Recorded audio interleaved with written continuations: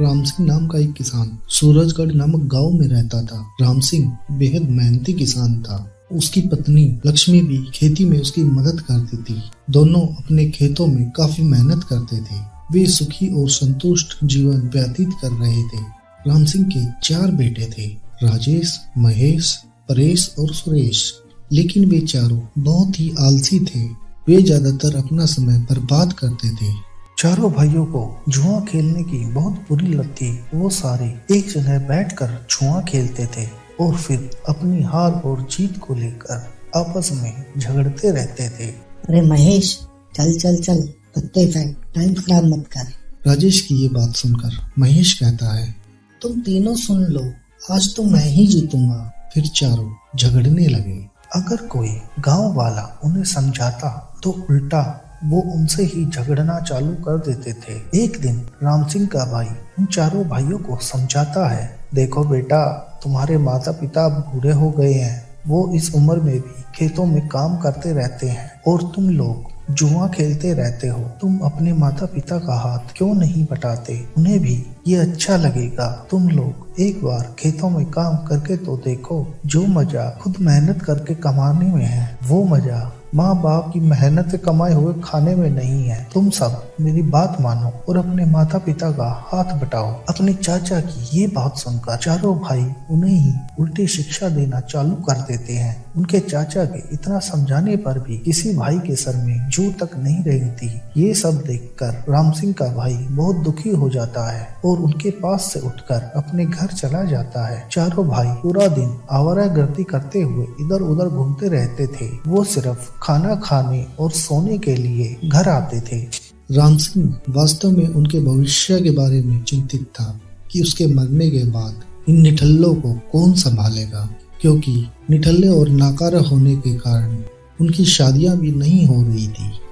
राम सिंह ने अपने बेटों की शादी करवाने की काफी कोशिश की, मगर निकम्मे, नाकारा और जुआरी होने के कारण हर कोई उन्हें अपनी लड़की देने से मना कर देता था। जब कहीं उनकी शादी नहीं तय हो पाई तो राम सिंह थक कर शांत बैठ जाता है। एक दिन राम सिंह खेतों पर काम कर रहा था।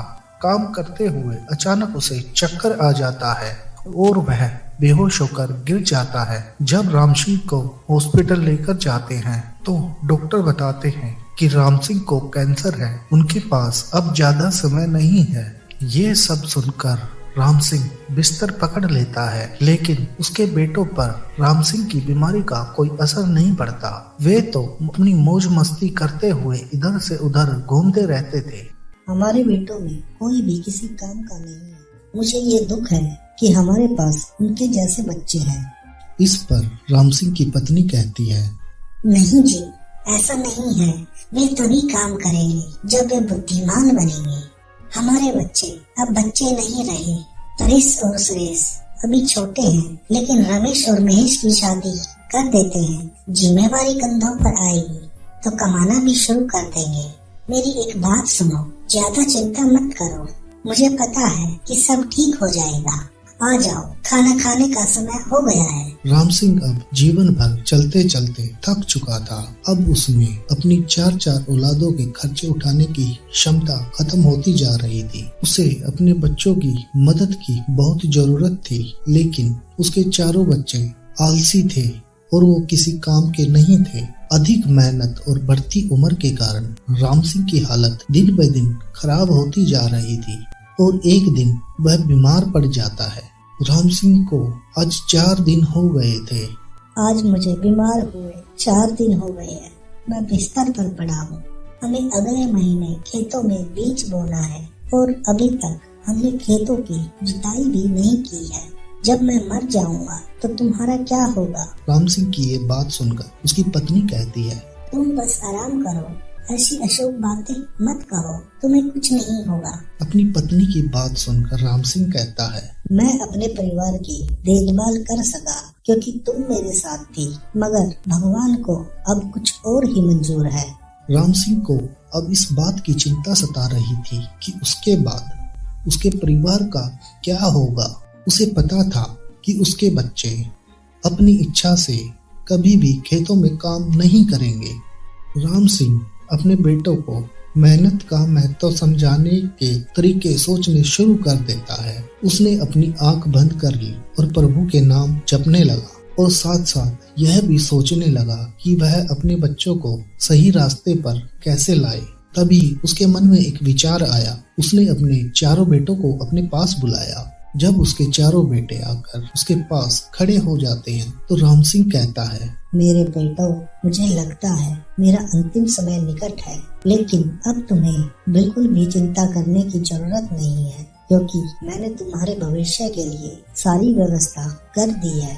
मैंने तुम सब के हिस्सों का खजाना अपने खेत में गाड़ दिया है। मेरे मरने के बाद तुम इस खेत को खोद लेना और सारा खजाना निकाल लेना। इतना कहकर राम सिंह भगवान को प्यारा हो गया।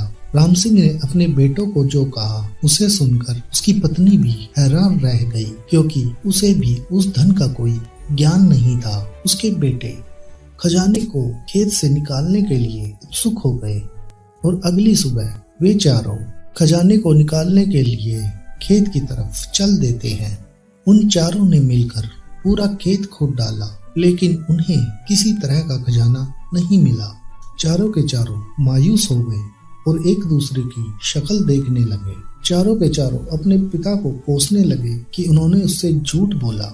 सबसे बड़ा भाई राजेश कहता है, महेश, हमें अभी वह धन नहीं मिला है जिसके बारे में पिताजी ने मरने से पहले बात की थी।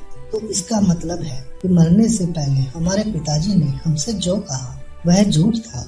चारों भाई उदास होकर घर की तरफ चल देते हैं। घर पहुंचते हैं तो राम सिंह की पत्नी कहती है, बच्चों, तुमने इतनी मेहनत करके 4 दिन तक खेत को खोदा है। अब बीज बोने में तुम्हें ज्यादा समय नहीं लगेगा। कल सुबह खेत में बीज बो। वे सब अपनी माँ की बात से सहमत हो जाते हैं। अगले दिन सभी ने एक साथ बीज बोया। उस साल बारिश भी बहुत हुई और फसल भी अच्छी हुई। फसल को बेचकर उन्हें बहुत सारा पैसा मिला। राम सिंह की पत्नी यह सब देखकर अपने बच्चों से कहती है कि अब तुम चारों समझ गए होंगे कि तुम्हारे पिता का खजाने से क्या मतलब था। यह वह खजाना है जो जमीन में दब गया था, जो तुमने अपनी मेहनत से पाया है। अपनी माँ की बात सुनकर रमेश कहता है, माँ, आज हम सारी सच्चाई से वाकिफ हो गए हैं। हाँ माँ, हम कड़ी मेहनत के महत्व को समझ गए हैं। हम दबे हुए खजाने का रहस्य भी समझ गए हैं। अब हम चारों भाई मिलकर अपने खेतों पर काम करेंगे और हर साल पिताजी का बताया हुआ खजाना निकालेंगे। अब चारों भाइयों को ये बात समझ आ गई कि उनका पिता किस खजाने की बात कर रहा था। फिर सब जमकर अपने खेतों में मेहनत करने लगे। मोरल, हमें कभी भी आलस नहीं करना चाहिए। हमें हमेशा मेहनत से अपना काम करना चाहिए। अगर आपको हमारी यह कहानी अच्छी लगी है तो हमारी वीडियो को लाइक और शेयर जरूर करें, और हाँ, हमारे चैनल को भी सब्सक्राइब जरूर करें और बेल नोटिफिकेशन को ऑन करें ताकि आने वाली अच्छी वीडियो आप तक पहुंच सके।